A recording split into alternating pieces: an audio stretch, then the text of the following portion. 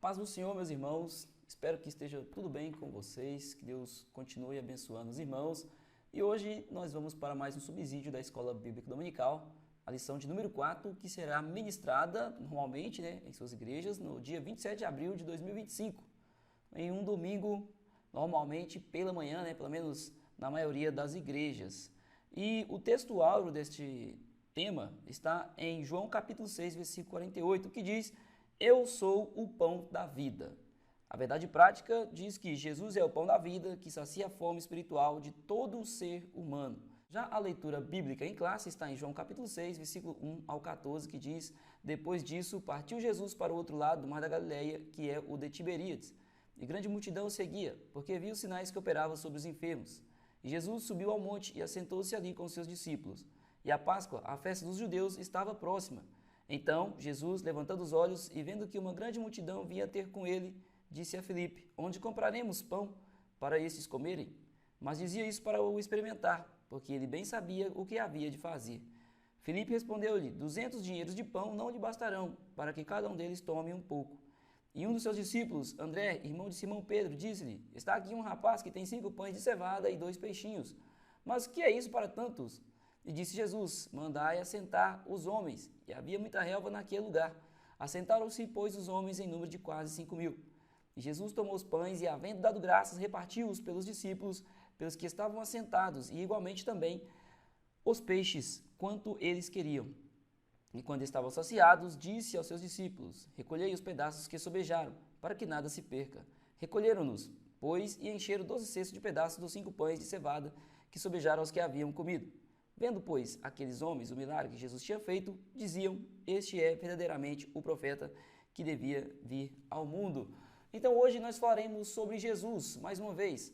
Dessa vez Jesus como o pão da vida. E a mensagem será a que Jesus multiplica os pães, os 5 pães e 2 peixinhos, apenas 5 pães de cevada, o pão mais simples ali da época, porque quem tinha um gosto mais refinado, ou também quem tinha uma riqueza capaz de comprar um pão melhor, compraria um pão de trigo, quem sabe, mas o pão de cevada era o mais simplesinho, então Jesus transformou 5 pães de cevada e 2 peixinhos em uma quantidade que deu ali para alimentar mais de 5.000, quase 5.000 pessoas. Então nós vamos ver que Jesus, ele que nós precisamos do pão físico, precisamos do alimento, mas também a nossa lacuna espiritual precisa de Jesus. Ele é o pão que desceu do céu, ele é o pão da vida. Jesus vai nos dar este ensinamento através desta palavra. O professor tem como objetivo da lição, primeiramente, instruir a classe a respeito do milagre de Jesus, na multiplicação, refletir a respeito dos desafios da fé, os desafios que se prontificam à nossa frente, que aparecem na vida do cristão, e correlacionar a necessidade do ser humano com Jesus como o pão do céu, fazer essa correlação do pão físico, do pão espiritual e a necessidade na vida de todos nós cristãos. Nós sabemos muito bem que o pão é um alimento essencial para as nossas vidas, normalmente no cafezinho da manhã ou no lanche da tarde, gostamos, temos o costume nós brasileiros de alimentar com o pãozinho, e não só os brasileiros, mas muitas outras nações também têm o pão como alimento em sua base alimentar. Mas Jesus, ele veio mostrar que ele é o pão do céu, e nós vamos entender por que ele é o pão do céu, porque o nosso Jesus é tão maravilhoso e porque nós necessitamos tanto desse alimento espiritual. Aqui já na introdução diz que Jesus multiplicou os pães para saciar a fome da multidão. Jesus, ele multiplica, Jesus, ele é misericordioso. Nós vamos ver muitos atributos de Jesus aqui nesta lição. Um deles é a sua misericórdia, a sua bondade. Jesus, vendo que a multidão necessitava, Jesus multiplicou. Mesmo entendendo que muitos estavam ali simplesmente por causa do que ele era capaz de fazer, do que ele é capaz de fazer também. Ele mesmo assim sabendo, mas Jesus viu que a multidão tinha uma necessidade, Jesus supriu, porque é isso que Jesus faz conosco. Ele sempre tem cuidado do seu povo. A lição de hoje veio nos mostrar que nós somos totalmente dependentes do Senhor e que precisamos preencher essa lacuna espiritual. A parte física, nós somos corpo, mas também precisamos cuidar da alma e precisamos ter a parte espiritual também preenchida por Jesus Cristo. E é isso que nós falaremos. A palavra-chave é vida. A palavra-chave aqui da nossa lição e já vamos para o tópico de número 1, eu procuro sempre explicar passo a passo aqui para os irmãos, para que fique bem fácil do professor fazer as suas anotações e ter um bom desempenho em sua sala de aula. Então, eu separo sempre algumas partes aqui que eu acho que são essenciais na sala de aula para o professor estar explicando aos seus alunos, né? Como eu sempre digo, tudo é aproveitável, a palavra de Deus ela é inspirada e o Senhor também usou homens de Deus para escrever esta lição. Tudo é. Então, cabe ao professor ali, ele organizar o conteúdo que será passado em sala de aula. O tópico de número 1 tem como título Jesus, a multidão e o milagre da multiplicação. A multiplicação de pães e peixe. O Evangelho de João relata um dos mais impressionantes milagres de Jesus. Ele é um dos mais impressionantes por quê? Porque Jesus, neste milagre, ele contempla mais de 5.000 pessoas. É com certeza o milagre com o maior alcance, logicamente, considerando que a ressurreição de Cristo, ele é o maior milagre, é a maior obra de Deus, né, para a humanidade. Mas os milagres e sinais que Jesus realizou enquanto estava em meio ao povo, este foi o que teve um maior alcance ali, Jesus transformando aqueles apenas 5 pães e 2 peixinhos em uma quantidade que deu para alimentar quase 5.000 pessoas e ainda sobrou. Porque o nosso Deus, ele sempre surpreende com a sua maravilhosa graça e o seu amor. Muitas das vezes nós pedimos pouco, humildemente pedimos ao Senhor algo e o Senhor nos dá muito mais. É o que está escrito em Jeremias, que Jeremias 33 fala sobre nós pedirmos, né? E o Senhor nos dá muito mais além daquilo que nós imaginamos.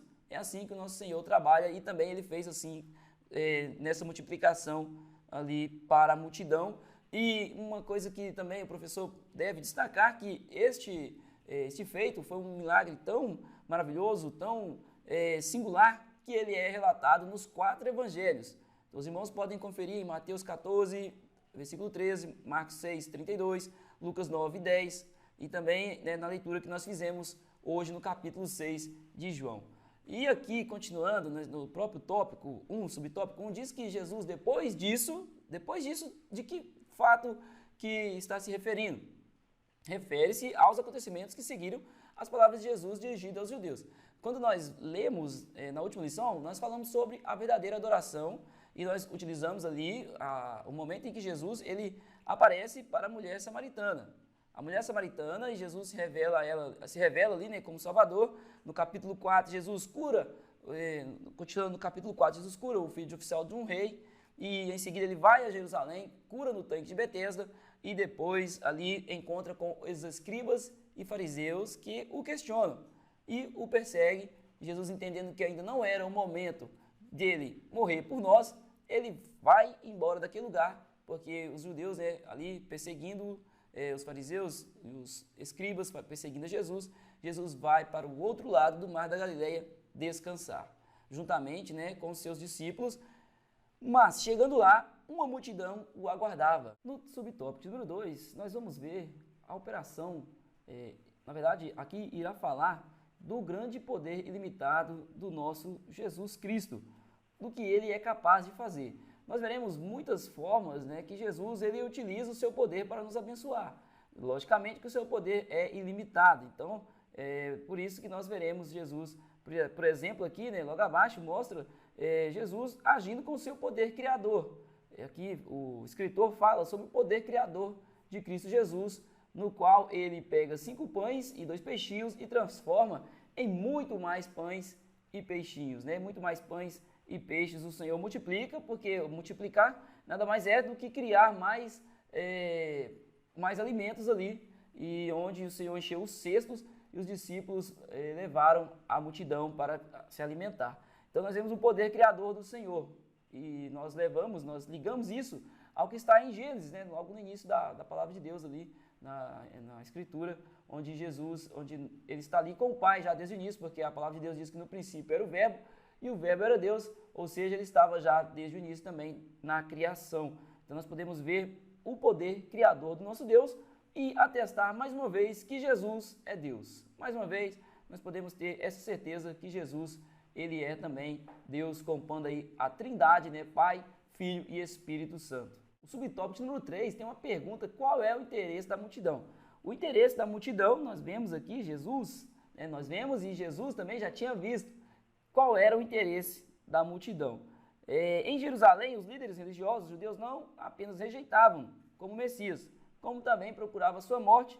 Nós podemos ver, então, Jesus ele sai de Jerusalém, ele se afasta para ficar a sós com os discípulos, mas chegando no outro lado do mar da Galileia, ali tem uma multidão o esperando, interessada no que Deus, no que Jesus poderia fazer pela vida de cada uma delas, mas não querendo, não almejando a salvação em Cristo, mas querendo apenas resultados momentâneos, resultados ali que resolvessem problemas específicos na vida de cada um.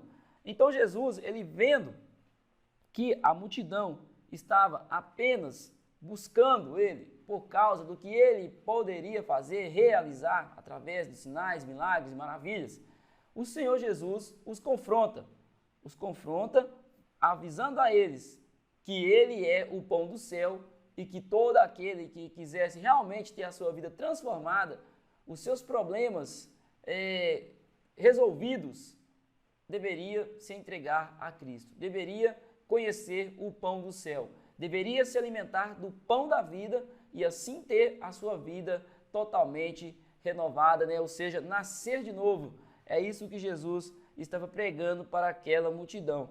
Então, tudo isso aconteceu no dia seguinte. Jesus confrontou a multidão, foi no dia seguinte, porque aí eles viram mais ainda do poder de Deus e mais pessoas certamente passaram a segui-lo, mas Jesus, com a sua sabedoria infinita e maravilhosa, pregou no momento certo. E é exatamente o que nós devemos fazer, Nós devemos levar as pessoas à solução de todos os problemas dela, que é Jesus Cristo, que é a salvação. O necessário é que essa pessoa confesse ao Senhor e tenha a sua vida transformada, para que assim os seus problemas diários, seus problemas corriqueiros, sejam resolvidos em paz, momento por momento, entendendo que tudo tem o seu tempo, sabendo que o nosso Deus ele é capaz de mudar a situação em um momento, em um sequer estalar de dedos, como diz a expressão. O nosso Deus é capaz de fazer isso, mas Ele quer muito mais. Ele quer transformar a vida da pessoa para que a pessoa receba a vida eterna. E assim, o maior problema da pessoa ser resolvido, que é o pecado. Jesus veio para curar mesmo, mas principalmente trazer cura espiritual para nós. E assim nós podemos confiar no Senhor. E o que aconteceu aqui com essa multidão não é muito diferente do que acontece nos dias de hoje.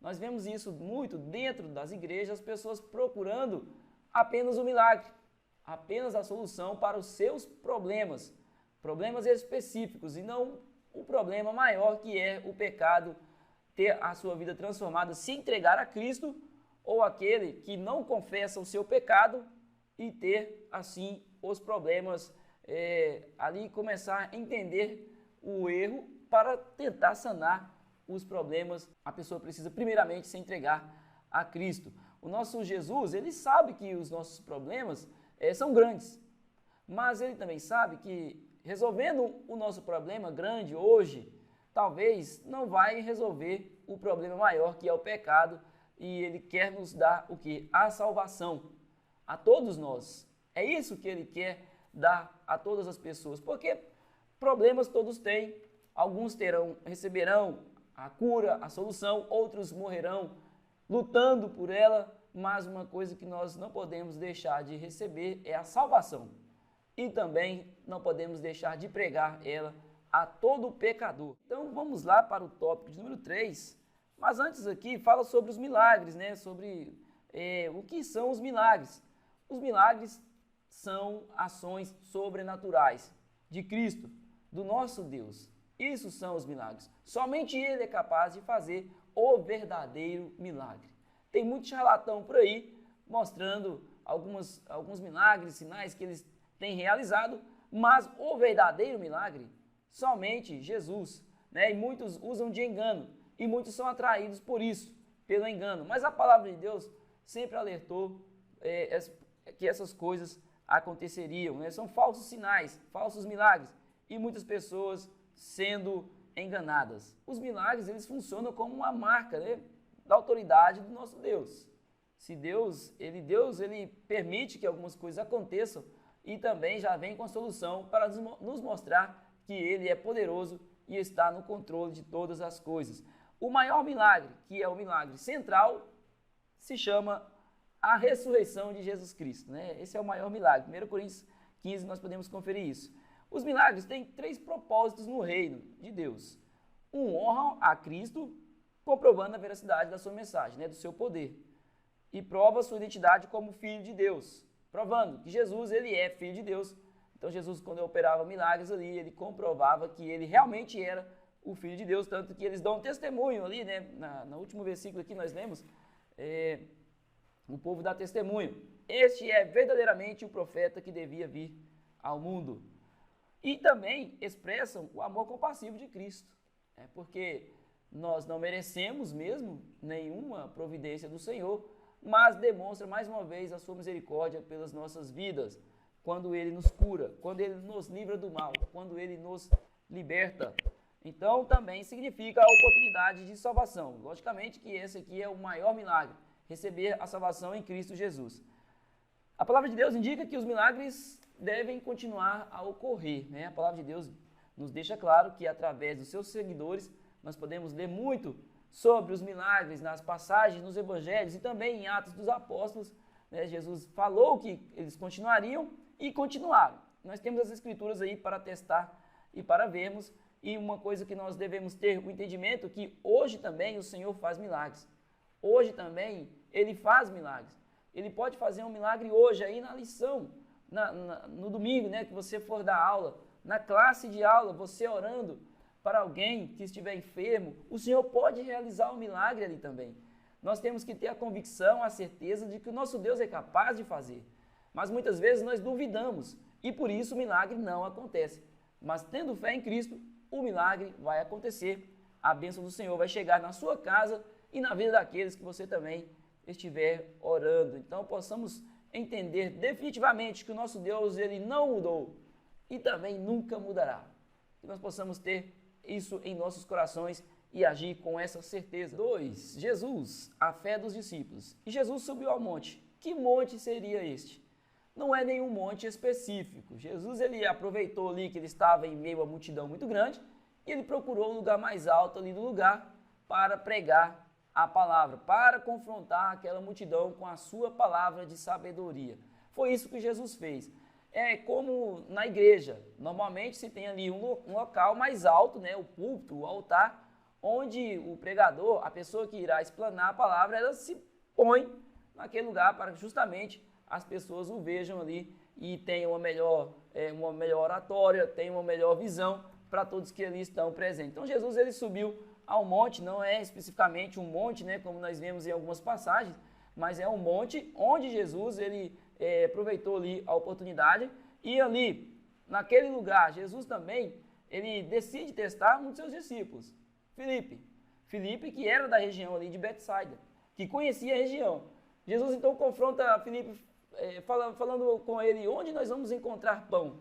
Parece tanto de gente aqui. Filipe, né, logicamente, que fica sem entender o que fazer, sem saber o que fazer.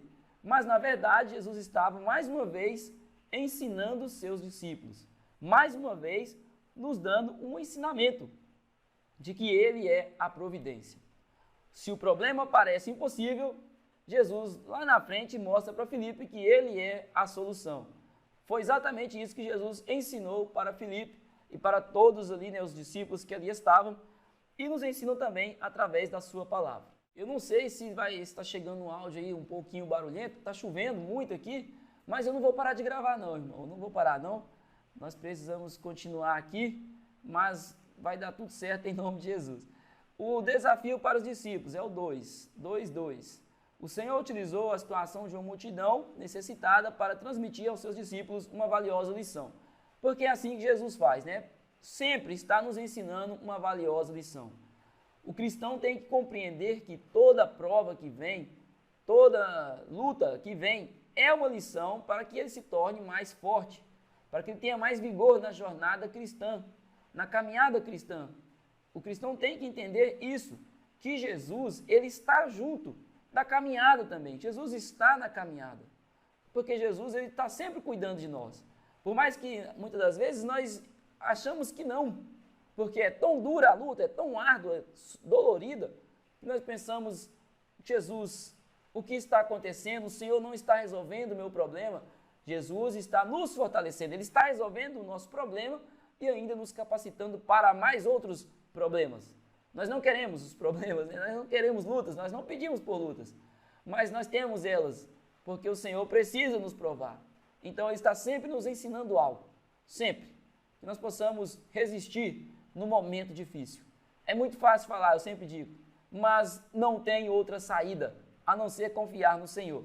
Né? No momento de viver, temos que viver também. É muito difícil viver. É muito fácil falar, é muito difícil viver. Essa é a verdade. Então, nesses momentos, os discípulos compreenderiam que muitos desafios da missão evangélica não podem ser superados apenas com esforço humano. Era isso que Jesus estava ensinando aos discípulos. Que haveriam momentos que eles precisariam clamar ao Senhor de todo o coração, de todas as suas forças, com toda a fé, com todo o seu ser. Era isso que Jesus estava mostrando para eles, para que assim Jesus agisse em prol da vida deles, no ministério de cada um deles, porque o Senhor Jesus já tinha um plano, Ele morreria na cruz, Ele morreu na cruz, né, e voltou ao céu. E os discípulos seriam os precursores ali, né, aqueles que continuariam pregando a palavra a todos, né, a toda a humanidade. Então o Senhor desafiava a fé assim dos seus discípulos. E dessa forma eles cresciam espiritualmente. Havia crescimento espiritual. Os discípulos nunca mais seriam os mesmos a partir daquele momento que eles entendessem que entendessem a lição que Jesus estava ensinando. Dessa forma, Jesus agiu e abençoou a vida deles e por isso hoje existe a igreja. Por isso hoje o evangelho está aí sendo pregado em todo lugar e nós podemos ver, né, através mesmo das nossas vidas. Uma lição de provisão. Os discípulos descobriram um menino que trazia consigo o lanche da tarde, contendo em seu alforje 5 pães pequenos de cevada e 2 peixinhos. Jesus pegou esse pão, deu graças ao Pai e por meio das suas mãos realizou o milagre da multiplicação. Jesus ele orou ao Pai e o Pai abençoou e a multiplicação aconteceu e todos saciaram. Mais de 5.000 pessoas foram providos de alimento. Ou seja, mais uma vez, o Senhor Jesus demonstra o seu poder. Desta vez, o poder de provisão também. Porque Ele foi o Criador, Ele também foi o provedor. Ele é tudo para nós. Ele é tudo para o professor, para o aluno, para todos nós. É Jesus que tem cuidado de você, professor. É Jesus que cuida de ti. É Jesus quem cuida da sua classe. É Jesus quem cuida do seu projeto na sala de aula. É Jesus quem está cuidando do seu caminho. É Jesus que faz isso por nós. Nós temos que ter essa convicção e ir lá, mais uma vez, e trabalhar para o Senhor. Não desistir, não pensar em desistir. Por mais que as adversidades apareçam, o professor, o pastor, quem seja, eu falo especificamente o professor porque se ele é pastor ou se ele é diácono, ele é o professor, né? Então o professor persevera, porque Jesus tem provido as bênçãos na sua vida e você, né, nós sejamos gratos a Ele levando a palavra do Senhor, porque a escola bíblica, ela é a base para todo cristão ali, a base bíblica que vai levar, né, que vai preencher a vida do cristão. O cristão vai ter como base para as suas vidas, para lutar, para suportar as aflições, a palavra de Deus. E a escola bíblica é um canal também dentro da igreja muito importante para este fim. Pois bem, meus irmãos, eu continuando aqui num local diferente, que a chuva realmente está muito forte e estava ficando difícil de gravar, de terminar a nossa pré-aula, né? Mas nós vamos para o tópico de número 3, que fala que Jesus é o pão que desceu do céu. A pergunta aqui, no subtópico de número 1, a pergunta é a seguinte, né? Qual é o real interesse da multidão? Mas não sei se os irmãos observaram aqui no tópico 1, e no subtópico 3, a pergunta é bem parecida, né? Qual era o interesse da multidão? Mas aqui, como nós dissemos, aqui tem uma palavrinha a mais, né? O real. Qual é o real interesse da multidão? A multidão que havia participado buscava Jesus na região de Cafarnaum. E ao encontrar essa multidão, Jesus, ele confrontou. Nós falamos sobre isso agora há pouco, né? Logo no início. Mas como Jesus confrontou? Agora aqui vai a palavra, essa palavra que realmente tem o poder de transformar. Jesus disse: na verdade vos digo, que me buscais não pelos sinais que vistes, mas porque comestes do pão e vos saciastes. Essa foi a palavra que Jesus usou, né, ali para alertar aquela multidão, que a multidão estava satisfeita com o alimento físico, mas Jesus queria dar a elas o alimento espiritual, ele, o pão da vida. Então o Senhor, né, compreendendo que a multidão precisava de ter esta mudança radical em suas vidas, Jesus lhes oferece o pão que desceu do céu. E qual é esse pão que desceu do céu? Nós vamos ler aqui. Eu tinha tudo separadinho aqui, mas a gente acabou mudando o ambiente. Mas João capítulo 6, versículo 32, aqui agora, nossa Bíblia aqui na tradução NVT, nós vamos conferir. Jesus disse: eu lhes digo a verdade, não foi Moisés quem lhes deu o pão do céu. É meu Pai quem dá o verdadeiro pão do céu a vocês. O verdadeiro pão de Deus é aquele que desce do céu e dá vida ao mundo. Senhor, dê-nos desse pão todos os dias, disseram eles. Né? A multidão entendeu ali que Jesus era o pão do céu, que Jesus era o pão da vida, diferentemente de como Jesus aqui até aproveita para usar aquela passagem que o Senhor derrama maná do céu para suprir a necessidade do povo no deserto, né? Moisés liderando aquele povo, e o povo sentiu fome, clamou ao Senhor, o Senhor mandou maná do céu, mas Deus queria mandar o maná, aquele que supre todas as nossas necessidades, e Jesus falou para este povo que ele era o maná do céu, o verdadeiro maná que desceu do céu, que poderia transformar a vida de todos que ali estavam. 2. O pão do céu. Não é preciso debater a respeito da identidade do pão do céu, né? Aqui fica bem claro para nós que o pão do céu é Jesus. Jesus Cristo é o pão do céu, ele é o pão da vida. Nós na Assembleia de Deus louvamos muito, né, aquele hino 328, principalmente no culto de Santa Ceia, e estudando essa semana, essa lição, esse hino ficou muito na minha mente. Inclusive essa semana é a semana de Santa Ceia na nossa igreja, né, o hino 328, o pão da vida descido do céu, aquele hino que nós louvamos, né, é um hino maravilhoso.